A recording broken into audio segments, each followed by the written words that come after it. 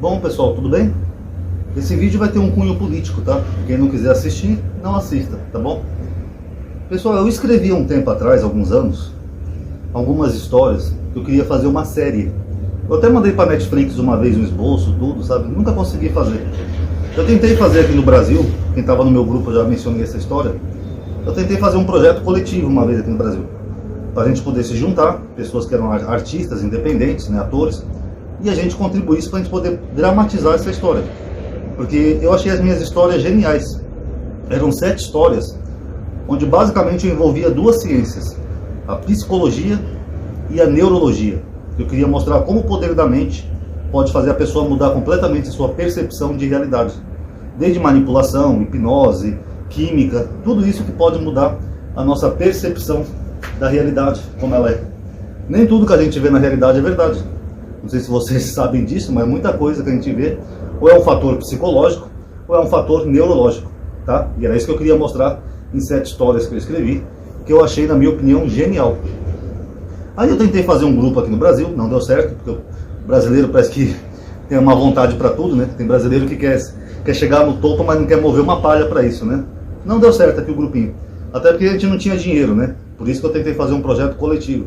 E é por isso que eu falei naquele vídeo que a Lei Rouanet é uma lei boa, porque quem tem condição de captar recursos consegue fazer um projeto. Porque senão muitas ideias boas morrem por falta de financiamento no Brasil.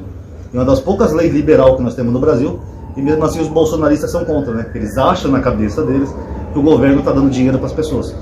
Viram? Isso é uma falsa percepção da realidade. O governo não dá dinheiro para ninguém. Tanto que até o Tico Santa Cruz processou o Nando Moura porque ele disse que o Tico Santa Cruz ganhou dinheiro do governo para fazer um show, e o Nando Moura não conseguiu provar em juízo que o governo deu algum dinheiro para o Tico Santa Cruz, porque não deu.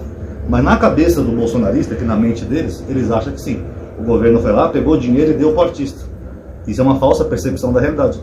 Era disso que eu estava abordando na minha série. Eu vou contar a história daqui a pouco para vocês. Aí eu tentei buscar apoio com os americanos, porque ao contrário do Brasil, a América é um país onde você tem mais, como é que eu vou dizer, coisas privadas. Lá você não tem tanto estatal. Então lá você tem toda uma indústria de cinema por trás. Não só Hollywood, mas você tem várias produtoras de filmes, né, independentes.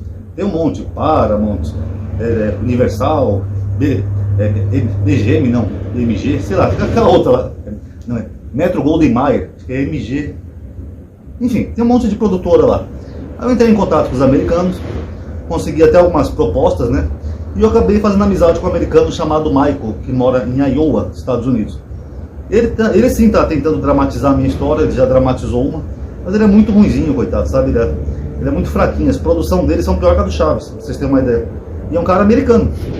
Eu não entendo como é que o cara mora na terra do cinema e ele não consegue fazer uma boa direção, sabe, enquadramento, encenação. Muito fraquinho, tadinho. Então eu já perdi até a esperança de dramatizar essa história. Por isso que eu vou contar essa história para vocês entenderem um pouco o ponto que eu quero chegar. Essa minha história, a série toda eu chamava assim o lado escuro da mente, tá? Então de cada história eu abordava uma questão ou neurológica ou psicológica, quando a pessoa muda a sua percepção de realidade, tá bom? Nesse primeiro episódio, eu relato a história de um casal recém-casados, Eles casaram, mudaram de cidade, né? Se fosse nos Estados Unidos é como se eles tivessem mudado de uma costa a outra do país, né? Por exemplo, sai de Nova York, vai morar lá na Califórnia, a milhares de quilômetros de distância, e numa casa nova, um casal recém-casado. Essa moça, ela não se adapta bem à casa. Ela é assustada, ela tem pesadelos, ela sempre sonha com um homem que ela não conhece esse homem, mas ela tem medo dele, ela não sabe por quê. Então ela tem vários problemas psicológicos. Só que o marido dela, ele é um hipnoterapeuta. O que é um hipnoterapeuta? É quem faz terapia com hipnose. É aquele terapeuta que ele hipnotiza o paciente, então ele consegue acessar certas coisas da mente da pessoa. Isso existe, tá? Para quem não sabe. Inclusive essa minha história é baseada em alguns fatos reais que depois eu vou mencionar para vocês. Aí esse marido dela, que é um bom marido, ele protege ela, ele ajuda ela, ele explica para ela que aquilo pode ser uma tensão pós-mudança, né? Porque ela acabou de cruzar o país, acabou com uma vida nova, recém-casada, então esses fatores podem estar causando distúrbios nela. Então ele faz de tudo para ajudar ela, dá medicamentos para ela, dá calmantes, enfim, tenta ser um bom marido. Ela continua naquela neura. Ela chega a perguntar para a vizinha, né, se por acaso não morou alguém naquela casa, né? Vai que tenha morado e morrido alguém na casa e a casa seja mal assombrada. Aí a vizinha dela fala, não querida, você é a primeira moradora aqui dessa casa. A casa é nova, nunca morou ninguém aqui. Então ela fica nessa confusão mental durante um tempo. Até que em dado momento, ela por mero acaso na rua, ela encontra esse rapaz que ela só via em sonho. Sabe, meramente ela está andando num shopping, por exemplo, ela encontra esse rapaz. Claro que ela fica apavorada. Ela sabe que de algum motivo, ela não sabe porquê, ela tem medo dele. Aí ela corre dele. Mas pelo fato dele ter visto ela, o rapaz passa a identificar onde é que ela mora. Ela fica apavorada. O rapaz tenta ir na casa dela. Aí ela chama a polícia leva o rapaz preso. Sem motivo nenhum, né? Mas só para ele se afastar da casa dela. O marido dela, para tentar ajudar ela, o marido dela diz o seguinte, olha amor, eu sei quem que é esse rapaz, é um ex-paciente meu. Ele tem sérios problemas mentais, ele é perigoso. Ele pode até cometer crime ou assassinar alguém. A gente vai ter que se afastar dele. Então ele convence a mulher dele que aquele cara é um cara que podia ser um paciente mental do marido dela, que ele é hipnoterapeuta, e alguém extremamente perigoso. Ele só não explica como é que ele foi parar nos sonhos dela, mas ele convence ela disso. Então, para ajudar a esposa dele, ele decide se mudar de novo. Ele fala, vamos fazer nossas malas, a gente vai para outra cidade. Ah, mas a gente acabou de se mudar, querido, a gente é recém-casado. Ele falou, não, mas é para nossa segurança. A gente não pode ficar morando num lugar onde tem um louco que pode uma hora qualquer invadir aqui e matar a gente. Então, ela vê o marido dela como um super-herói. Sabe, aquele homem protetor, carinhoso, que vai salvar ela. Aí eles vão tentar se mudar. Só que aí, por coincidência, no dia que eles estão tentando se mudar, esse homem consegue invadir a casa. Ele tem uma luta com o marido dela, acaba machucando ele, ou amarrando, jogando ele lá no porão da casa, isso é relevante. Ela também acaba sendo vítima dele, que ela tenta salvar o marido e não consegue.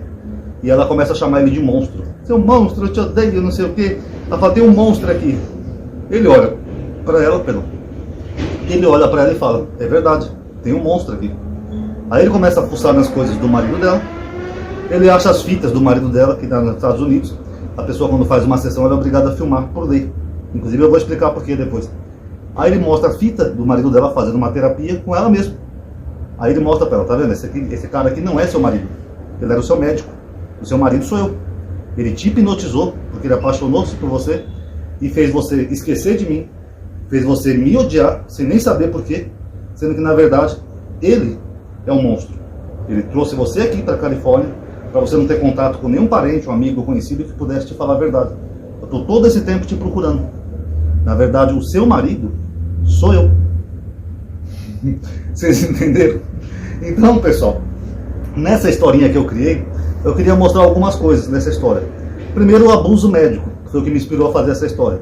Na verdade, existe muito casos de pessoas que já foram abusadas por médicos quando foram fazer tratamentos. Inclusive, para quem não sabe, é por isso que atualmente no Brasil, se uma mulher for passar, por exemplo, num urologista, ela pode ser acompanhada do marido. Isso por lei.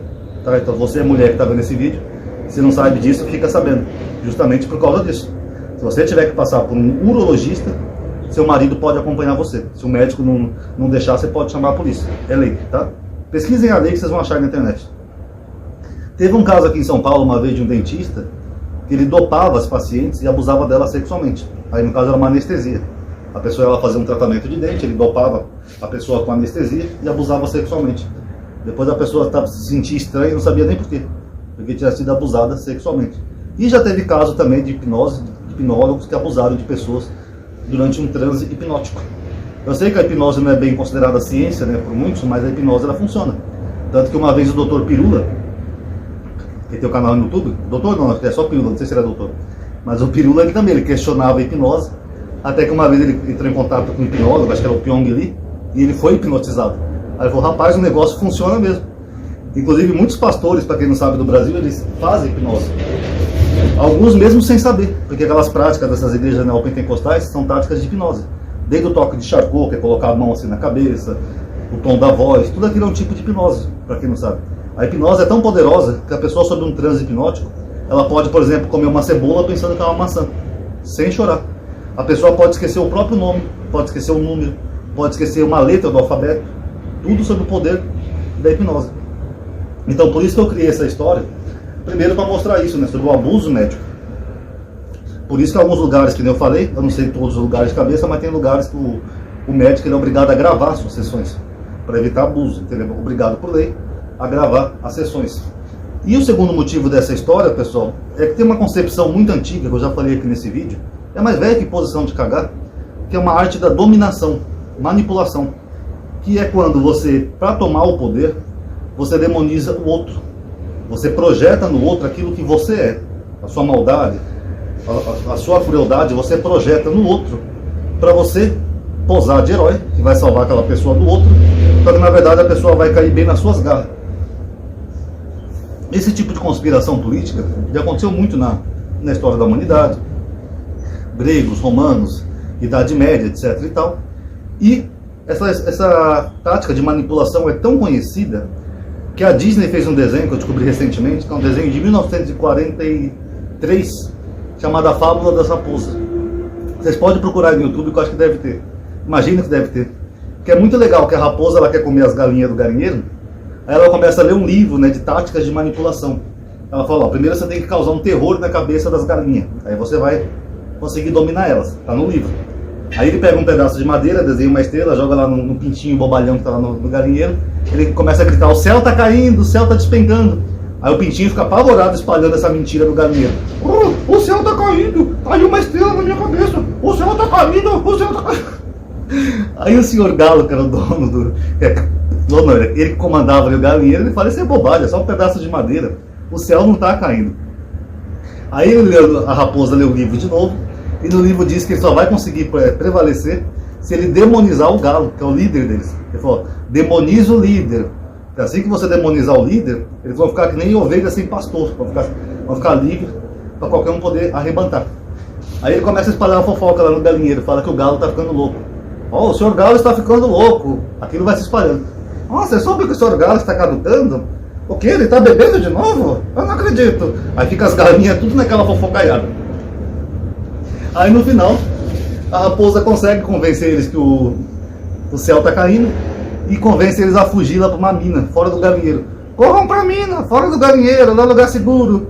Aí elas vão, o senhor Galo tenta impedir, mas é em vão, porque já convenceram todo mundo que o galo ficou louco. Elas vão lá, a raposa vai lá e come todo mundo, todas as galinhas. Aí no final do desenho, a Disney colocou uma frase, que eu não vou lembrar de cabeça qual era a frase aqui exatamente, mas eu vou trazer a frase que expressa o que a frase dizia. Galinha que acredita em conspiração, coloca em risco todo o galinheiro. Basicamente isso. É que nem, por exemplo, um antivacina. Por causa de uma pessoa que não acredita que a vacina funciona, ela coloca em risco toda a família dela. Ah, eu não vou tomar vacina. É um direito meu. Vacina mata, amadinho. É que nem essa fábula da raposa. É a mesma coisa. Então essa ideia, sabe, de você demonizar alguém para tomar o poder, ou para arregaçar com tudo, arregaçar, que eu digo, é devorar a presa, isso é antigo, pessoal. E essa história que eu criei, ela mostra isso, a inversão de valores da realidade. Porque na cabeça dessa personagem que eu criei, aquele cara que era o verdadeiro marido dela, que realmente era um homem bom, na cabeça dela ele era um monstro. E o marido dela, que na verdade ela achava que era um homem bom, perdão, ele era um homem bom. Ela achava que ele era um monstro. E esse cara que era o marido dela, cara de mentira, ela achava que ele era bom e ele não era bom. E isso aconteceu também aqui na política do Brasil, pessoal. Vocês pegam, por exemplo, aí essa demonização da esquerda que houve. Tem gente aqui, inclusive aqui no meu canal, que acha que o Lula e o PT é o diabo em pessoa. É que nem a história do senhor Galo, por exemplo, ou dessa moça da minha história. Eles não sabem nem porquê, mas eles odeiam o Lula e o PT.